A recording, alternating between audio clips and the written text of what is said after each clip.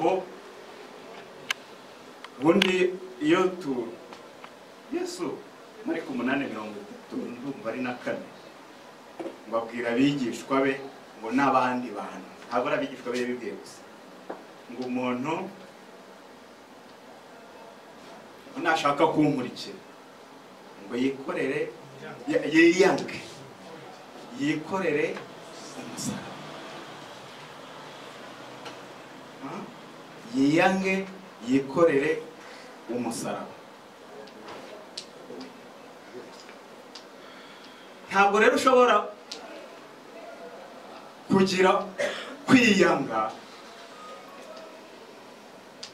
cyangwa mvuge ngo ntabwo ushobora kuba hari buriya butumwa akomojeho bw'ibanze twamenye umeze nka wa muriro w'amashara utandukanye n'umuriro w'umuvumbikano. Umuriro w'umuvumbikano uratinda utwikiriwe ariko ufite imbaraga ushobora no gucana iyindi myinshi, ariko uw'amashara uzima mu mwanya mutoya cyane. Noneho rero ntekereje kuri iki, mbese ni iki gitera umuntu kwiyanga? Uko muri wa muriro wa mbere abantu twari dufite tunezerewe cyane tutazi nuko bizagenda, ariko akaba ari wo tunatandukaniramo tutari tubizi. Ni ikintu kitari gifite imbaraga, ariko Imana iza kugirira neza abantu, n'icyo cya kabiri kirahishuka. Icyo twavugaga mbere twakivugaga nk'ubuzima bw'umwuka, ibintu byose tukabigira iki? Umwuka. Siko bimeze? Ikintu cyose kikitwa umwuka, ikintu cyose kikitwa umwuka. Noneho niyo mpamvu n'uwagumye muri icyo kintu, iyo ugize ikibazo umubaza arakubwira ati oya uri kundebera hatariho, ndebera hehe? Mu mwuka. Sibyo? Ndebera hehe? Mu mwuka. Ati none ko muri mu ijuru, none ko nkureba se wowe bimeze gute? Hariho nabajije ubushize ari kumbwira ati turi kumwe na Yesu, turi kumwe na Kristo mu ijuru, uko asa niko dusa hano ku isi. Noneho kuko yari ku rubuga ndamubwira nti none Yohana ari kumwe na Yesu yabaga mu gituza cye, sibyo? Ngo agahora ari mu gituza cye amwegereye gutya, ku buryo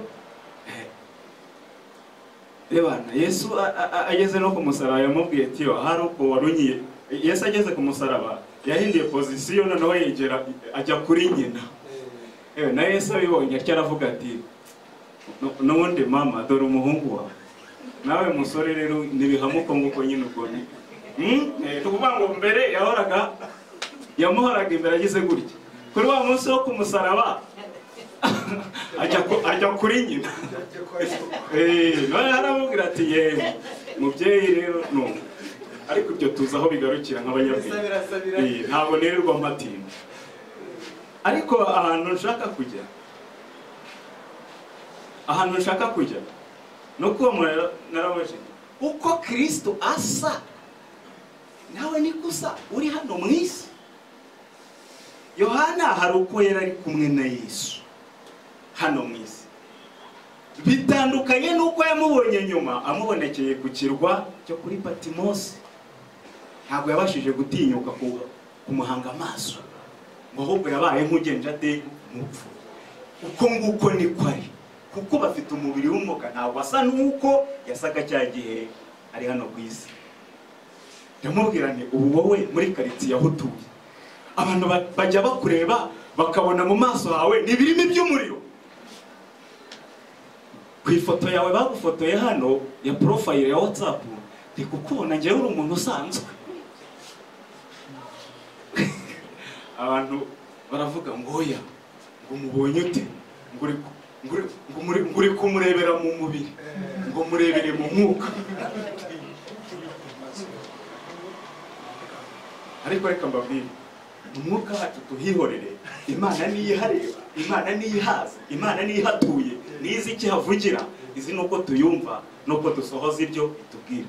Ahubwo mu bugingo bwacu tubwira abantu baturebere mu bugingo cyane. ubwo nibwo butumwa bwiza, ubwo nibwo butumwa bw'umusaraba. Kuko Yesu atacunguye umwuka wacu, yaze gucungura ubugingo bwacu. Dukwiriye kwerekana rero koko bwagenje gute, bwacunguwe. Ubugingo bwacu nibwo dufite tugaragariza abantu yuko twacunguwe. Kuko nibwo Yesu yacunguye umwuka. Ikibazo kimwe babajije umuntu ararindagira ati kuvuga ko umuntu ari umwuka, kuki byasabye Yesu ko yambara umubiri ngo aze kumucungura? Namwe mujye mubabaza icyo kibazo. Nicyo cyatumye cyagiye sa n'ukunganiye ahantu ati hari igihe umuntu avuga ukibaza abantu umuntu ari kubwira ariko n'uriya muntu nibutse, ndavuga nti naho meta unsesekamo akantu ukagira ngo ni shitani, nanjye ni nkuriya navuga. Hari igihe urebye umuntu akubaza gutyo ari kugira ngo byibura arebe yuko wabasha kumva neza koko mu by'ukuri uracyamufata nka mwene so, ariko kugira neza mu by'ukuri yumve neza nawe niba ari ukwihenda afite agaruke. Ahubwo yarangiza akagutera amabuye akakwita indindagira ari wowe. Kubwira abantu ngo baturebere mu mwuka ni byirorere. Nta bushobozi dufite n'ukuri twahawe bwo kureba mu mwuka w'umuntu. Ubushobozi dufite n'ubwo kureba ibigaragara. Ubushobozi dufite n'ubwo kureba ibigaragara.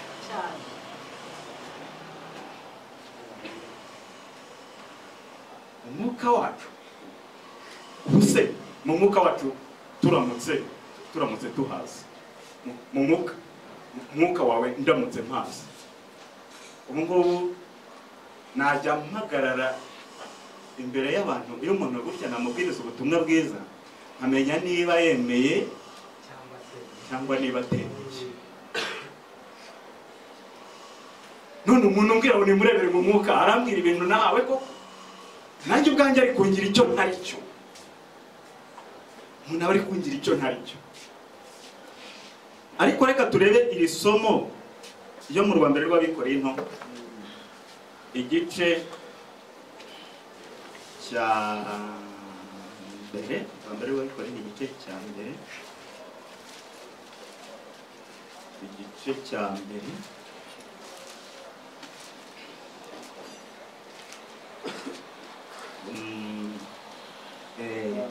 umurongo wa 17 babikoreye. Haranditswe ngo kuko Kristo atantumye kubatiza, ahubwo yantumye kubwiriza ubutumwa bwiza,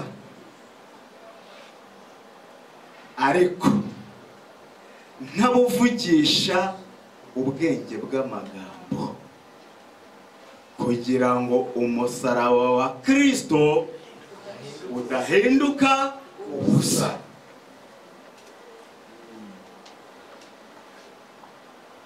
Kristo, kumva intumwa y'Imana ivuga ngo Kristo ntiyayitumye kubatiza, birasa naho ari ikintu nacyo cyahinduka nk'impakamo. Wagira ngo Paulo yarwanyaga umubatizo, ariko icyo avuga hano kirumvikana, kuko aravuze ngo Kristo ntiyantumye kubatiza, sibyo? Ahubwo yantumye. Kandi n'iki yamutumye mu by'ukuri kirasobanura icya mbere ni umubatizo n'ubundi, ariko wa nyawe ntabwo yawuhakanye, ahubwo nureba neza ubasanga ari bari kuwinjira. Ahubwo yantumye kubwiriza ubutumwa bwiza, ariko ntabuvugisha ubwenge bw'amagambo.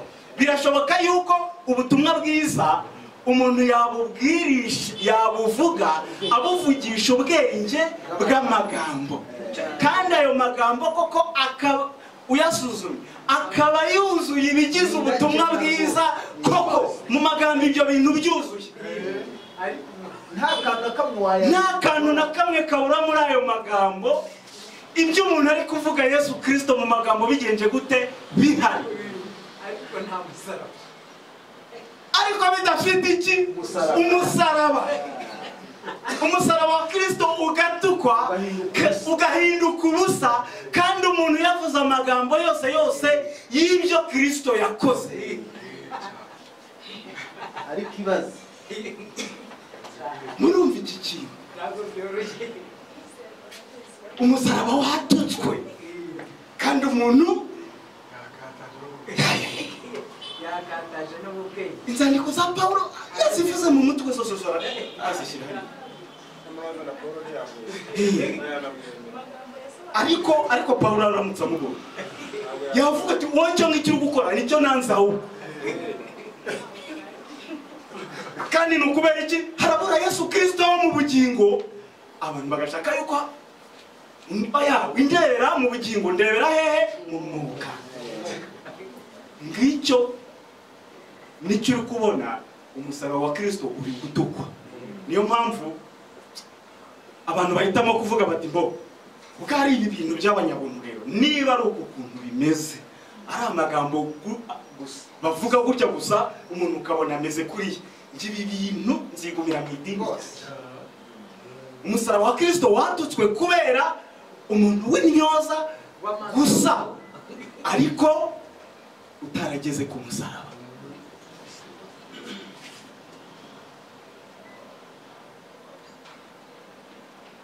Twongereho ahantu Jean Paul yagarukiye hariya mu Bafilipi. Yasomye Abafilipi 3 atugeza ku murongo wa 16, twe dusoma wa 17 n'uwa 18. Untanga kubagera hasi. Bene data mugere ikirenge mu cyanjye, bene data mugere ikirenge mu cyanjye muhuje imitima, kandi mwite ku bakurikiza ingeso zacu izo mudufiteho icyitegererezo. Hariho benshi bagenda ukundi, abo nabo babwiye kenshi, nanone ndababwira ndira yuko ari abanzi b'umusaraba wa Kristo. Umva icyo kintu. Uzi ko abantu ari abanzi b'umusaraba wa Kristo wenda batabizi, ariko niba bari abana b'Imana, kuko nariya magambo rwose ushobora kuyavuga mu by'ukuri ariko ubumenyi bwawe bugarukiye. Amagambo ameze nk'ayo ushobora kuyavuga ariko ubumenyi bwawe bugarukiye, ariko burya Imana ireba mu mutima ibibona yuko nihagira ikindi uzunguka uzakomeza.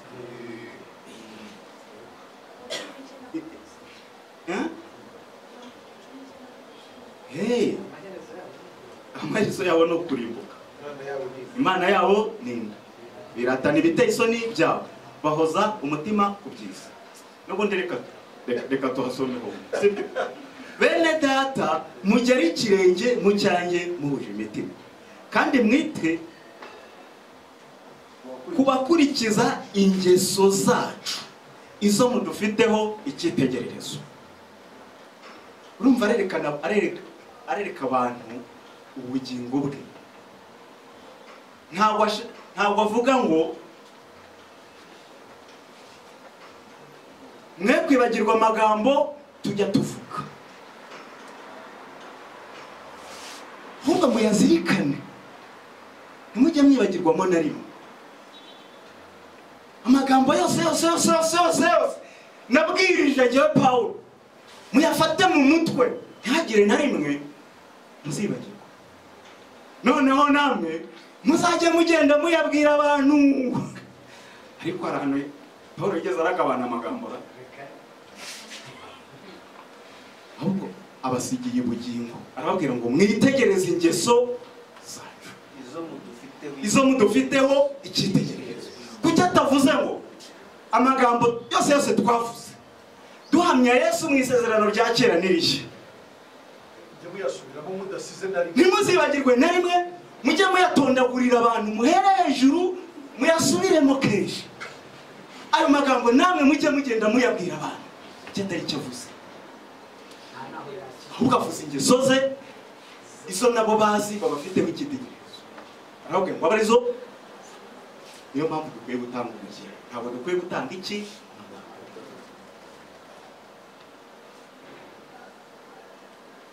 ubayeho ute iruta cyane ibyo uvuga, kuko nibwo bugingo kandi nibwo butumwa bwiza bwo kumusaba.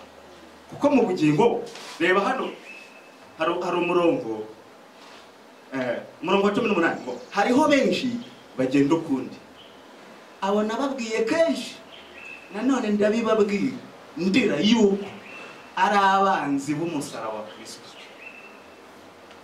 Hariho benshi bagenda ukundi, abo nabibabwiye kenshi yuko abo ngabo ari abanzi b'umusaraba wa Kristo. N'abanzi b'umusaraba wa Kristo se gute? Nuko bagenda ukundi. Uwo musaraba babanga batese, nuko banze ko ubugingo bwabo bubambwaho. Kuko baramutse buriya bugingo bwabo bubambwe kuri uriya musaraba, izo ngeso zabo mbi zidasa n'iza Pawulo ntabwo zagenza gute, ntabwo zagaragara. Muri make banze kujya ku musaraba ngo babambe kamere yabo. Noneho mu kwanga kubamba kamere yabo, ikibagaragaraho ni ukwigendera uko kamere yabo ibayoboye. Ntabwo bashaka kubambwa umusaraba, ntibashaka kubamba kamere yabo, barashaka yuko kamere yabo ibaho ibohotse, ubugingo bwabo bukiri bwa bundi, icyo bafite ari amagambo gusa. Ni abanzi b'umusaraba. Kubera iki? Kuko ntibashaka kubambwaho. Kandi hahandi twabonye icyo Yesu yavuze, Mariko 8:34, ndababwira ibikuri yuko unashaka kunkurikira niyiyange yikorera iki? Ntacyo kwiyanga umuntu afite.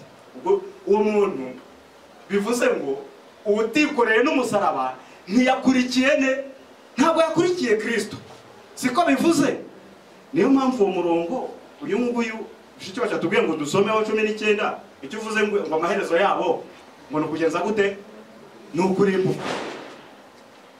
Nuko ari mu bo Yesu yahamije yuko uwo ntabarwa mu bakurikiye Yesu.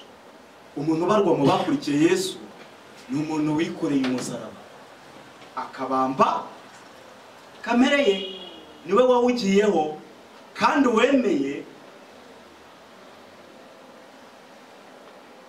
ko ubugingo bwe buyoborwa n'umwuka. Uwo niwe nshuti y'umusaraba rwose. Niwe uzareba ukamuvuga uti nshuti y'umusaraba. Uzajya ubibwira umuntu koko wakweretse ubugingo bwe, ukabona ko yarabutanze. Imana itugirire neza cyane.